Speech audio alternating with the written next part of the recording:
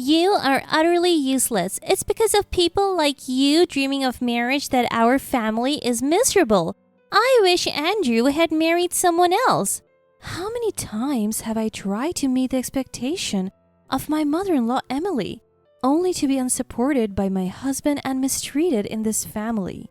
Being treated like a maid just because I'm the wife of their son and not even getting any money beyond basic living expenses, I have had enough of this family. I will never forgive my mother-in-law and husband for pushing me to this point. I never thought things would turn out this way with my in-laws. My name is Sarah, a 28-year-old housewife. After marrying Andrew, my life took a nosedive when we moved in with his parents. Before we got married, when we went to greet his parents, my mother-in-law casually said, "Once you two are married, we'll need to make room for a bedroom for Andrew and Sarah." I was shocked that I blurted out, "Wait, what? We're moving in? I just wanted to live with Andrew." In hindsight, I should have just let it go and discussed it later. I can't forget the look on her face at that moment. She glared at me, clearly disappointed. I should have called off the marriage then, but I couldn't because I was dreaming of a happy future with Andrew. My mind became preoccupied with how to get along with her rather than sticking to my own ideals. And so I married Andrew and we started living with his parents. For some reason, my mother-in-law handed me 3 sets of white shirts, black pants, and white aprons with frills. "From now on, you'll be in charge of all the housework. Andrew's father and I both work, so we need you to support us. Housework is a job, and that's why I prepared this uniform for you. Wear it and take care of the house." I was so shocked and blurted out, "A uniform? Really?" I was worried that I had again offended her, and I covered my mouth with both hands. Then she sighed and said, "You're not an employee, but I'll give you $300 as an allowance." I was so surprised that I exclaimed, "Only $300 a month?" But she didn't seem angry. "Don't worry, Andrew will inherit our assets, and although you have no right to them, I'll tell him to share them with you." "Inheritance? It's almost in the tens of millions, so don't worry." I counted with my fingers and was amazed. I would be lying if I said I wasn't happy at that moment, but when I thought about it, considering life expectancy, his parents would probably live another 30 years. I realized too late that I'd make more money working than being a housewife living on a $300 allowance waiting for half of an inheritance. After that, I did the housework wearing the uniform mother-in-law had given me just as she had instructed. At first, I felt a bit embarrassed wearing it. It was a full-on maid outfit. Even when I had to go out to buy groceries, I felt self-conscious. I could have worn my own clothes, but changing back and forth seemed like a hassle. Initially, mother-in-law told me to work all day, but I figured it was fine to take breaks since everyone else was at work. However, when mother-in-law returned in the evening, she inspected every corner of the room and scolded me. "Your cleaning is sloppy. What have you been doing all day? I trusted you with this job and you slack off? That's terrible." She then dragged me out of the garden shed, locked me in, and even put a padlock on it. I have a mild case of claustrophobia, so dark and confined spaces make me anxious. I started to tremble with fear and found it hard to breathe. Somehow, I endured it and was let out an hour later, but I was so disoriented that I collapsed on the ground.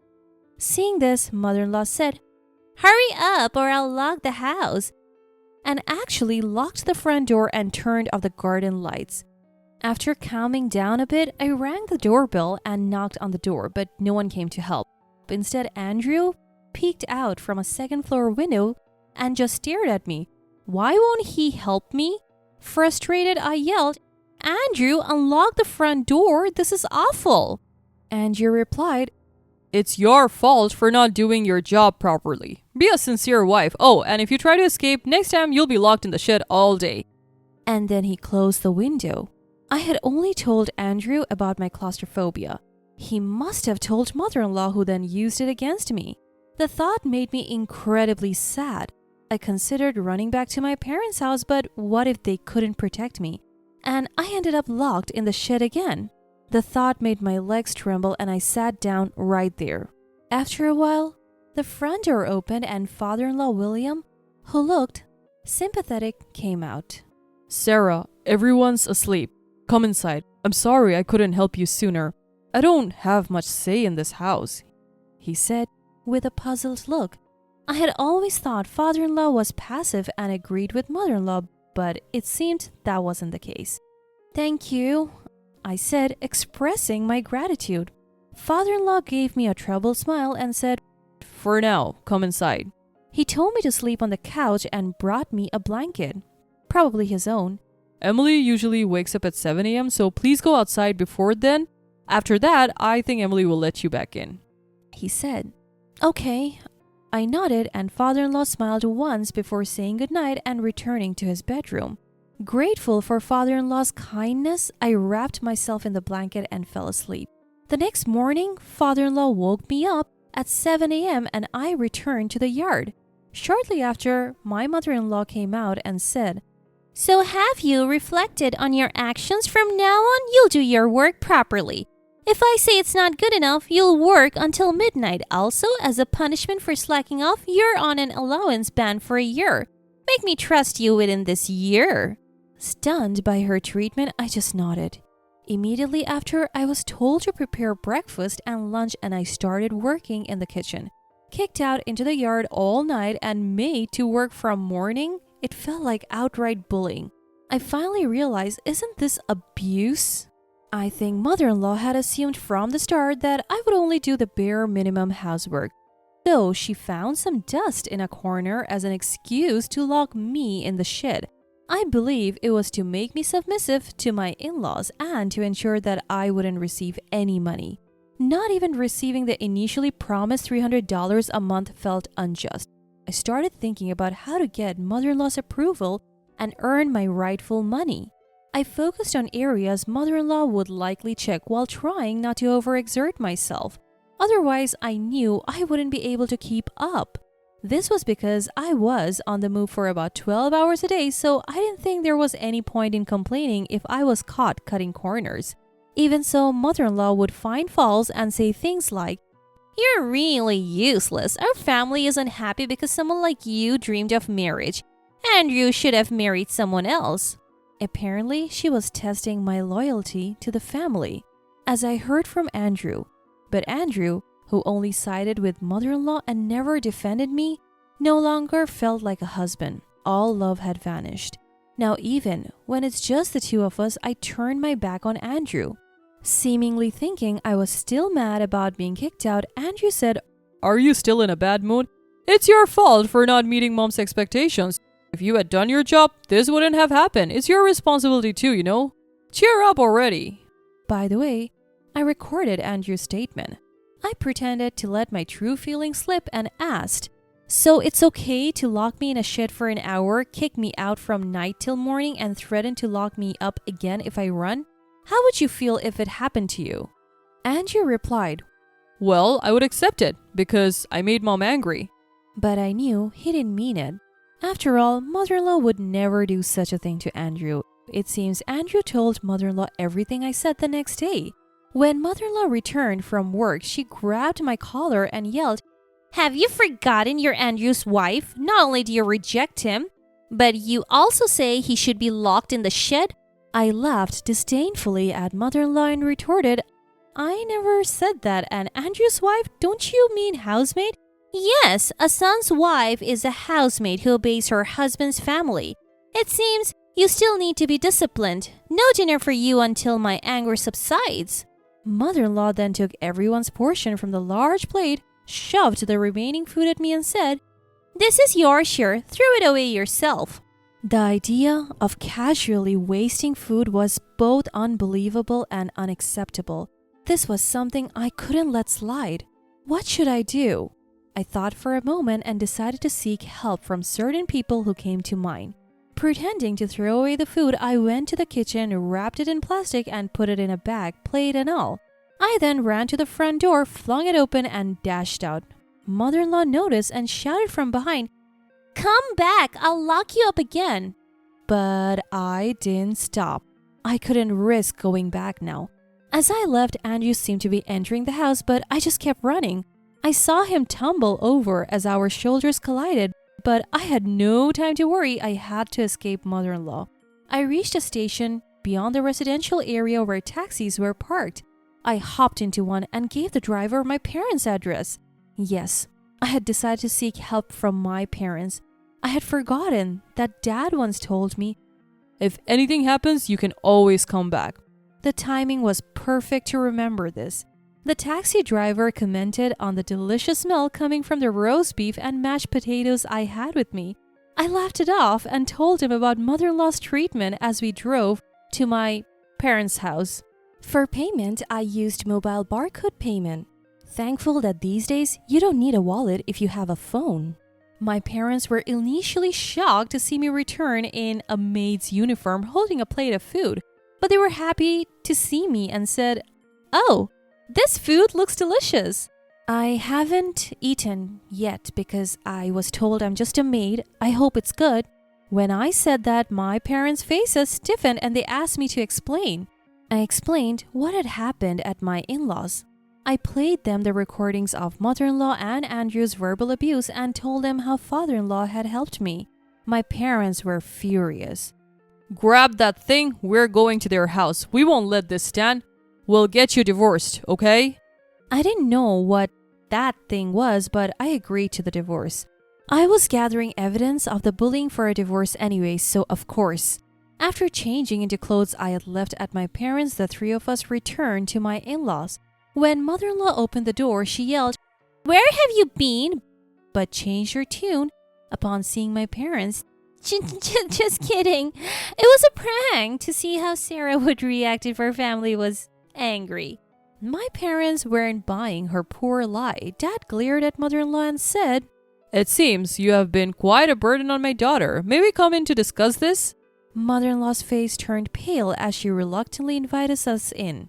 The first to apologize when we were led into the living room was father-in-law. "I apologize for letting my daughter go through such an ordeal." Father-in-law said, I had told my parents that father-in-law had helped me, but Dad still looked at him sternly. "If you were really intent on helping her, shouldn't you have contacted us first? Still, we appreciate your kindness towards our daughter." As Dad fell silent, mother-in-law began to make excuses. "Young people these days have no resilience. A little scolding and they're heartbroken." At this point, I played the recorded verbal abuse from mother-in-law on my phone. Hearing the shocking words, mother-in-law's face turned pale and she screamed, "Stop it! Stop it! Please stop!" "Is this what you call a little scolding?" Mother-in-law looked down and said nothing more. But the real concerning of mother-in-law was about to begin. Mom pulled some documents from her bag and showed them to the in-laws. "Actually, you may not know this, but I own this house. In other words, I'm the landlord." Both parents-in-law and Andrew were shocked. "What? You're kidding, right?" They couldn't hide their surprise at seeing Mom's name listed as the owner and father-in-law's as the tenant on the lease agreement. Most people never meet their landlords when they rent through an agency. You probably never check the owner's name on the contract, right? So you didn't notice our names when they got married, Mom said, glaring sharply at mother-in-law, who glared back, "How could you not tell us?" I thought it would be inappropriate to establish a hierarchy between landlord and tenant, but you've created a terrible one between your family and your son's wife. If I had known it would come to this, I would have told you I was the owner sooner. You have until the end of next month to move out. I can't stand having people like you in my property." At this, mother-in-law's attitude changed completely. She began to apologize profusely and Andrew followed suit. "I'm sorry. Well, we won't do it again. We'll take good care of Sarah. Please forgive us," mother-in-law said in a trembling voice, and Andrew turned to me. "Sarah, forgive me. I've always loved you. That's why I was a bit harsh. I'll be kinder from now on." I then played the recording of Andrew's abusive comments towards me, yelling abuse at me, accusing me, and it's been like that ever since I came to this house. "Do you think I can forgive you after hearing this?" At my question, Andrew seemed less bothered by the question itself than by hearing his own voice. I'm sorry, it was my fault. Please, stop playing that. I can't continue a marital life with you. If you don't want this audio to get out, pay compensation and let's get divorced. Alright. Andrew nodded repeatedly, perhaps not wanting to hear his own voice anymore. Then I turned my gaze to mother-in-law and said, Emily, you clearly stated that I'm your maid, right? I recorded that too. I'll charge you $10 an hour, and considering I have been working 12-hour days for the past 3 months, that's roughly $10,000. I'll send you an itemized bill later. So please make sure to pay it. Mother-in-law looked up and shouted, I can't possibly pay that. But at that moment, father-in-law interjected, Pay Sarah. You've done enough to her to warrant that amount. I'm the man of this house and you'll do as I say. Father-in-law declared in a strong tone. Everyone was stunned by father-in-law's words and the room fell silent. Then father-in-law stepped forward again and apologized deeply. We have caused Sarah so much pain. I am truly sorry. After that, Andrew and I divorced. Not only did I receive compensation and a share of the assets, but mother-in-law actually paid me for my maid services, which gave me a bit of a financial cushion. Father-in-law left that house and returned to his hometown. Mother-in-law and Andrew said they couldn't find a place to live and stayed until the last possible moment. But once the neighbors found out the truth, they began to avoid them. The neighbors had misunderstood that I was a maid, not a daughter-in-law.